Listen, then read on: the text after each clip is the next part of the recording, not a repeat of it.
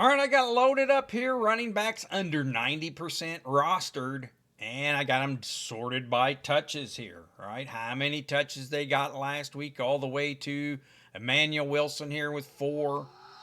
We'll go back and so the top on the list here is Vidal with 21 touches. Here, let's sort it out by rank it by thing. Vidal had 21 touches last week. Isaiah Pacheco had 13. All right, so we're looking for a free agent. We want somebody who's getting the ball a little bit here. See, the two Arizonas had 11 and 12 in the touches this last week. So looking good for them. Hey, see Haskins down here got 7 versus Vidal's 21. So that was the breakdown there. So we can see here all the way down to Emmanuel Wilson. So we'll look these guys over and see how they did. Here's the percentage rostered. You know, some of the Kansas City's and Michael Carter's 88%. But we're going to go through them all. So let's take a look. All right, let's get started ranking these. I've got all of them loaded up here under 90% rostered. And I got them in the order I like him. How about Vidal up first, right? He had a good week. Who doesn't like him, right? Huh? He's been coming on here a little bit this last week here. He got all those touches, 21 touches you can see, right? So he scored big, all right? Had a lot of scrimmage yards. Hey, let's bring Haskins up here. I have him the 12th on the list. He had 6 touches here, all right? Well, you can see he didn't do as much on that. Now, Haskins was he was a 4th rounder from Tennessee, remember. He's here for a 1-year contract because he had familiarity with the coach. I think he played with Michigan. Well, he didn't do as good. Now, Vidal here, he was a draft pick of theirs. You know, he's under contract 2027. He's a 6th rounder, right? So, hey, the only knock on Vidal was his pass protection. Sometimes he seemed overmatched, but hey, when you're down there, you got no choices left. Vidal adds a little bit more wiggle, I guess, than Haskins at this point. So he scored good. So, hey, you like Vidal's going to be number 1. Got a tough next game against Indy, these two. But then Minnesota and Tennessee. And that's all before Omarion Hampton, who is expected to return now week 13. So this Vidal is a big one. You can get, if he's the guy. You know, Haskins, we got to keep an eye on him too because games shift back and forth. But for right now, it's Vidal by far is the number 1 here. How about up next, we got the 2 Chiefs. Now, they're pretty heavily owned, but they're under 90%. I list them both. Now, they haven't been doing too good. One's 40th and one's 31st, right? Pacheco here, you know, he's scoring each week, just, you know, only that 1 receiving touchdown, and he ain't getting enough touches. 13 touches last week, Hunt 7. Now, the week before, Hunt had the bigger week, right? We had some receiving going in there, and they had the goal line work 2 weeks ago. So these both, but hey, the whole deal is they're on a good team. Why wouldn't you want them? And they've got Vegas at home next week. That really means Pacheco, probably. They'll be winning. He'll be running out the clock maybe at the end. Maybe he'll get off and get a good game next week. So, I mean, of course, Pacheco and Hunt should be owned. All right, let's skip down here to Kenneth Gainwell. I got him 4th. All right. You know, hey, he not so big last week, but the 2 weeks prior, look at that, right? And he did have 12 touches this last week. Warren, hey, he had a few more touches this week. Didn't really score about 8 points, right? And Gainwell's been hanging in there. So it's been them two as 1 and 2. I will bring up, I think I got way here on, here's Caleb Johnson. I have 19th on the list here.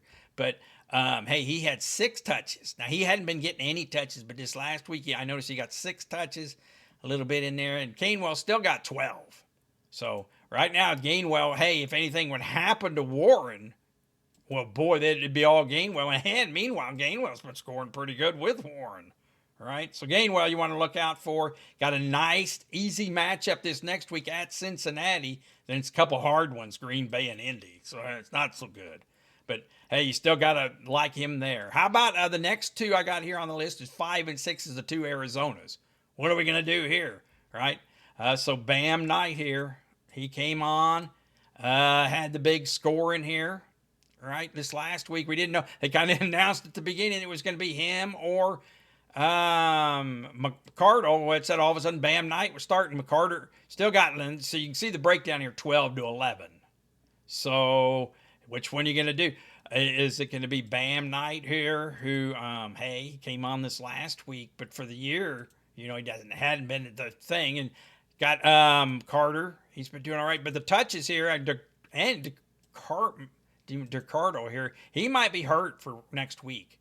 So it's going to come down to these two, but you can see at Green Bay, and that's part of the problem. I got these guys down here 5th and 6th, and I, don't be in a rush to go out and grab Bam Knight, because first of all, the two are sharing, and we don't know about Jim McCardle, and this Arizona's got a Green Bay up next, right? That's going to be a tough matchup, number 1 rush defense, and then they're on a bye.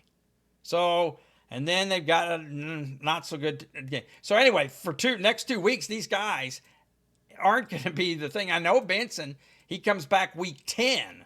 So these two might be unusable. I mean, that's Green Bay has got one of the best rush defenses. So, hey, if it's going to be anything for Arizona, it might be this DeMarcado here, who does a little receiving, but he's injured. So, hey, mix up there. I'd keep an eye out on that Arizona. I wouldn't be in too big a rush there.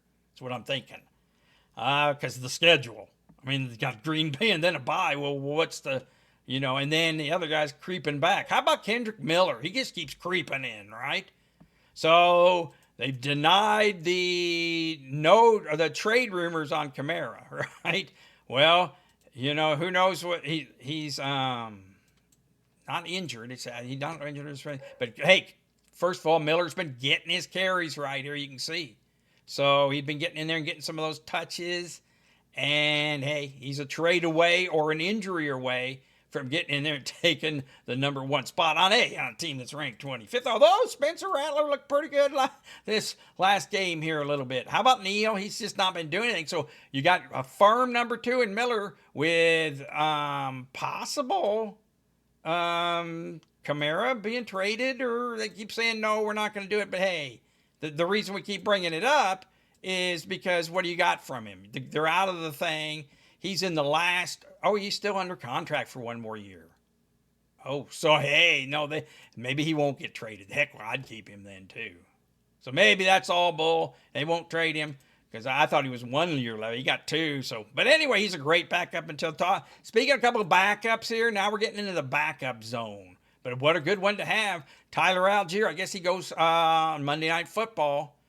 But he's been scoring everyone. He is the backup handcuff to Robinson. Hey, boy, they run a lot, right? It's these two. And you can see, hey, even for being a backup, Algier, he's been scoring, been getting touches.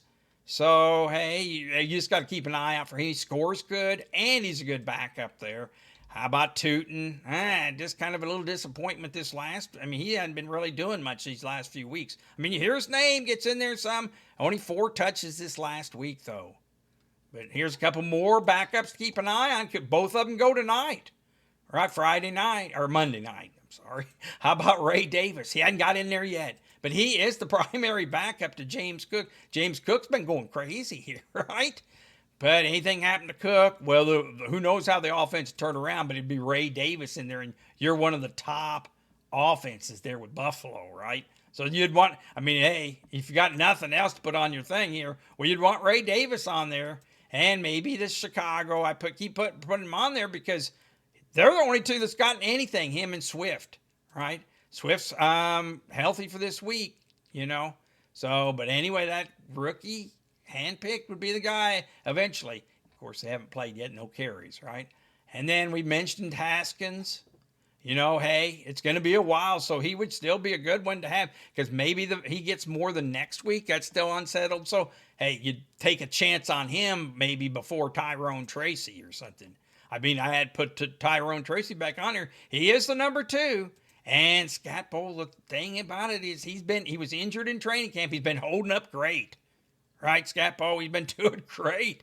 Doing backflips and stuff. Oh, my gosh. But in college, he was hurt a lot. In training camp, he was hurt a lot. So Tyrone Tracy's probably getting dropped and cheaper and cheaper and cheaper. And hey, he is one of the backups, the primary backup there. Singletary just hasn't done it. Normally, Blake Corum would have been a little higher on this list, but he has, they said something about an ankle injury. Left with an ankle injury. So, hey, we ain't going to give a backup roster spot for someone who might be a little hurt, right? And Hill's always there, right? Hill, I got him way down here. But hey, he's one step away from anything to do with Henry, right? So anyway, gotta always keep out on him. And Emmanuel Wilson, Tajay Spears, I've got down here a little lower. Wilson, of course, he's the backup, right, to Jacobs. Jacobs did pretty good again last week, and Wilson didn't do great. Hey, he got 4 touches, it looked like, but hey, he'd still wait. Something would happen to Jacobs for him to be relevant. Tajay Spears came on with 9 touches, right? So hey, him and Pollard are going to start sharing probably, right? But you're sharing on the 31st team in offense. All right, so hey, things ain't been going good with Tennessee. I don't know why I'd want to rush out and grab one of those. Caleb Johnson I got down here too, and we talked about Jim McCardle too. A couple other names real quick before I go. Isaiah Davis down here. He is the direct line number 2, right? To Breece Hall right now with Braylon Allen out. IR, week 13 possible, but so Jets, 20th offense. Hey, Breece Hall, hey, he was a trade candidate, but hey, he's the only game in town without injury to Allen here. Well, I don't see him trading Breece Hall now. So anyway, I have D down here. How about Sean Tucker, Ford down here? Sean Tucker, hey, you keep mentioning him. Hey, he did score a little bit this last week, but Bucky will be back, and then you got 2-3 deep, and no. Hey, he's down the list some. How about Ford? I just put him on here. He scores a little bit, but he's down at the bottom of the list. And that's about it. So up at the top of the list, probably the ones we're talking about is Vidal, right? I don't jump out there and grab these Arizona ones, though. They got tough matchups, Green Bay, then a bye week. So no sense rushing out and grabbing those so much.